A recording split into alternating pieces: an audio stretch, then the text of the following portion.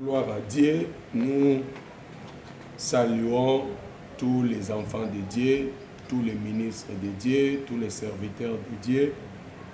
Nous voulons juste parler de quelque chose sur le tabernacle. Je vais seulement toucher à la signification, la définition étymologique du tabernacle pour saisir la pensée de Dieu, cachée dans ce que nous allons dire sur la définition étymologique du tabernacle. Je sais que vous êtes nombreux à nous suivre et je vous rassure que vous ne serez plus d'ici. Le tabernacle, étymologiquement, ça vient du mot tenta. Tenta. Tenta qui signifie tente. Tente. C'est par là que nous allons marcher sur la tente parce que le tabernacle, c'est au fait une tente selon la définition que nous venons de donner tout à l'heure. Quand on parle de la tente, quand on parle d'une tente, nous voyons les corps. Selon les Écritures, nous allons lire 2 Corinthiens 5, 1 à 2, et puis le verset 4, 2 Corinthiens 5, 1 à 2, et puis le verset 4. J'ai lu. Nous savons en effet que si cette tente où nous habitons sur la terre est détruite, nous avons dans les ciels un édifice qui est l'ouvrage de Dieu, une demeure éternelle qui n'a pas été faite de mains d'homme. Le verset 2. Aussi nous gémissons dans cette tente, désirant revêtir notre domicile céleste. Je termine par le verset 4 pour confirmer que la tente c'est le corps. Car tandis que nous sommes dans cette tente, nous gémissons, accablés, parce que nous voulons non pas nous dépouiller, mais nous revêtir, afin que ce qui est mortel soit englouti par la vie. Ici, Paul parle de la tente comme étant le corps. Nous n'allons pas entrer beaucoup là-dessus, mais nous voulons seulement vous montrer que quand on parle de la tente, nous parlons du corps. Ainsi donc, quand on parle du tabernacle, c'est pour cela la fête des tabernacles, c'est la fête des corps, c'est la fête des tentes. Quand on parle de la tente, quand on parle du corps, nous voyons premièrement Adam. Adam est la première tente de Dieu. Adam est la tente de Dieu. Adam, c'est tout un corps, c'est toute une tente. Et vous allez remarquer, vous allez constater que quand le tabernacle que nous appelons la tente fut dressé, la gloire de Dieu était descendue sur le tabernacle. Alors, Adam aussi comme étant cette tente, quand Dieu va prendre Adam dans la poussière, c'est rassembler au fait les tabernacles en un seul lieu, en un seul tout. Et quand il a dressé le tabernacle, la tente comme étant Adam, Dieu souffla. Le souffle de Dieu là, c'est la gloire de Dieu qui était descendue dans le tabernacle. Nous prenons l'écriture, Genèse chapitre 2, verset 7. Genèse chapitre 2, le verset 7. La Bible dit ceci, l'Éternel Dieu forma l'homme de la poussière de la terre. C'est ça la tente. Il souffla dans ses narines un souffle de vie et l'homme devint un être vivant. Le souffle de Dieu là, c'est la gloire de Dieu. Parce que le souffle, c'est la lumière. Et la lumière, c'est la gloire de Dieu. C'est cette gloire-là qui était descendue sur les tabernacles. Et vous allez constater que quand l'homme a péché, Dieu va retirer ce souffle que nous appelons la gloire. Dieu va retirer son esprit que nous appelons la gloire. C'est pourquoi quand vous lisez Romains 3, 23, la parole déclare « Car tous ont péché et sont privés de la gloire de Dieu. » Nous comprenons que le souffle de Dieu chez Adam, c'était la gloire qui était descendue dans le tabernacle. C'est pourquoi quand Adam a péché, Dieu a retiré la gloire. La gloire était retirée d'Adam. C'est pour cela que nous confirmons que le souffle de Dieu, l'esprit de Dieu, la lumière de Dieu chez Adam, c'était la gloire de Dieu qui était descendue dans le tabernacle. Nous prenons Exode chapitre 40, versets 34 à 35. Exode 40, 34 à 35. Exode 40, 34 à 35, la Bible dit ceci. Alors la nuée couvrit la tente d'assignation et la gloire de l'Éternel remplit le tabernacle. Moïse ne pouvait pas entrer dans la tente d'assignation parce que la nuée restait dessus et que la gloire de l'Éternel remplissait le tabernacle. Waouh!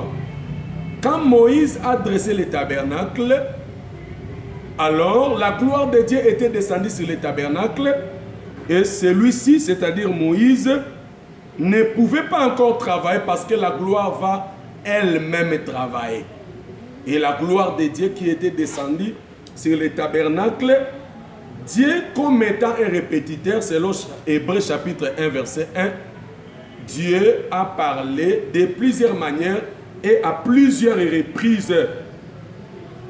Nous voyons Dieu répéter cela avec Salomon dans le temple. C'est pourquoi nous disons que le tabernacle comme étant tente, la tente c'est le corps, c'est que le tabernacle c'est le temple. Le temple c'est la tente et la tente c'est le corps. Alors nous comprenons que le temple, la maison de Dieu, c'est toujours Adam. C'est toujours Adam. Et comme un Salomon, allais-je dire, a dédié le temple, nous avons vu aussi la gloire de Dieu descendre dans le temple. 1 Roi chapitre 8 verset 11. 1 Roi chapitre 8 verset 11. 1 Roi 8 verset 11. Les sacrificateurs ne purent pas y rester pour faire les services à cause de la nuée, car la gloire de l'Éternel remplissait la maison de l'Éternel. Waouh, Dieu a répété cela. C'est-à-dire les sacrificateurs qui ne pouvaient pas continuer à travailler. C'est la même chose avec Moïse qui ne pouvait pas encore travailler parce que la gloire de Dieu était descendue dans le tabernacle. C'est que le temple, c'est aussi le tabernacle. Parce que dans les temples, la gloire était aussi descendue. Et tous les sacrificateurs, c'est aussi l'image de Moïse. Ici aussi, on peut aussi parler du changement de sacerdoce. On peut aussi parler du changement de sacerdoce. On nous signale nos minutes, ça reste 2 minutes. Et vous allez comprendre maintenant que le temple, c'est le Seigneur Jésus-Christ. Le Seigneur Jésus-Christ, c'est lui le véritable temple. Si nous ne terminons pas aujourd'hui, nous allons continuer cela. Quand vous lisez Jean chapitre 2, lisons l'écriture. Jean chapitre 2. Je ne sais pas si je peux demander 2 minutes là-bas. Si on nous accorde, ça nous fera du bien. Jean chapitre 2, verset 19 et verset 21. Vous allez comprendre que le temple véritable, c'est Jésus. Jésus leur répondit, détruisez ce temple et en 3 jours, je le relèverai. Je prends le verset 21. Mais il parlait du temple de son corps. C'est que le temple, c'est le Seigneur Jésus-Christ. Et Moïse qui dressa le tabernacle. Moïse qui dressa la tente. C'est aussi Jean-Baptiste qui baptise Jésus comme étant la tente, comme étant le tabernacle, comme étant le temple. Et quand il est sorti dans les eaux du Jourdain, les eaux du baptême, nous voyons aussi la gloire de Dieu descendre sur lui. Et la gloire de Dieu qui était descendue sur lui s'appelle le Saint-Esprit qui était descendu sous forme de la colombe. Matthieu chapitre 3, verset 16, nous lisons l'écriture. Matthieu chapitre 3, je ne sais pas si on nous a accordé ces 2 minutes que nous avions demandé. Merci beaucoup pour les 2 minutes. Dès que Jésus y était baptisé, il sortit de l'eau. Et voici les cieux s'ouvrir. Et il vit l'Esprit de Dieu descendre comme une colombe et venir sur lui. L'Esprit de Dieu, c'est ça la gloire de Dieu. C'est ce que nous avions dit quand Dieu souffla chez Adam, c'est le souffle de Dieu là, merci beaucoup, ça reste 2 minutes qu'on nous a ajouté. C'est l'Esprit de Dieu, l'Esprit de Dieu là, c'est la gloire de Dieu qui était descendue. C'est que Jésus, c'est le véritable tabernacle, la gloire était descendue sur lui. Nous voyons encore Adam qui était chassé de l'Éden, c'est Adam dispersé. Dieu devait maintenant rassembler Adam pour que la gloire de Dieu puisse descendre sur lui. Adam ici, c'est l'ensemble du peuple de Dieu.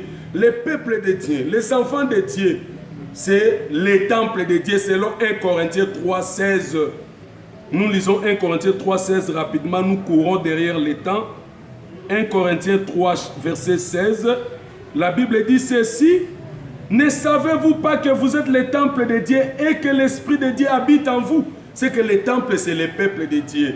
Les temples, les tabernacles, la tente, c'est le peuple de Dieu. C'est pourquoi Dieu a premièrement rassemblé cette tente plutôt, les tabernacles, les corps, sur la croix, selon Jean chapitre 11, verset 51 à 52. Quand vous lisez Jean 11, 51 à 52, nous voulons finir. Jean 11, 51 à 52. La Bible dit ceci: or, il ne dit pas cela de lui-même, mais étant souverain sacrificateur cette année-là, il y prophétisa que Jésus devait mourir pour la nation. Ce n'était pas pour la nation seulement, c'était pour, afin de réunir en un seul corps les enfants de Dieu dispersés. Les enfants de Dieu étaient dispersés en Adam. Dieu les a rassemblés sur la croix et il a dressé cette tente, ce tabernacle qui est le peuple de Dieu à la Pentecôte, et l'Esprit qui était descendu là sous forme de colonnes de feu, sous forme de flammes de feu, c'est la gloire de Dieu qui était descendue sur les tabernacles. Là vous allez lire Actes chapitre 2 verset 3. C'est pour cela que j'ai fini par dire ceci. J'ai dit ceci: toi aussi tu es la tente, toi aussi tu es le tabernacle de Dieu. Je suis en train de prier que la gloire de Dieu descende sur toi, que la gloire de Dieu descende sur ton ministère, que la gloire de Dieu descende sur ton mariage, que la gloire de Dieu descende sur tes études, sur votre fiançailles, sur votre mariage, sur votre boulot, sur tout ce que vous allez faire cette année 2020. Recevez cette grâce au nom puissant de Jésus-Christ. C'était votre frère le docteur Samuel Ngumbe. Je vous aime beaucoup. Nous allons continuer après. Que Dieu vous bénisse. Nous avons besoin de vos suggestions, de vos soutiens, de vos encouragements.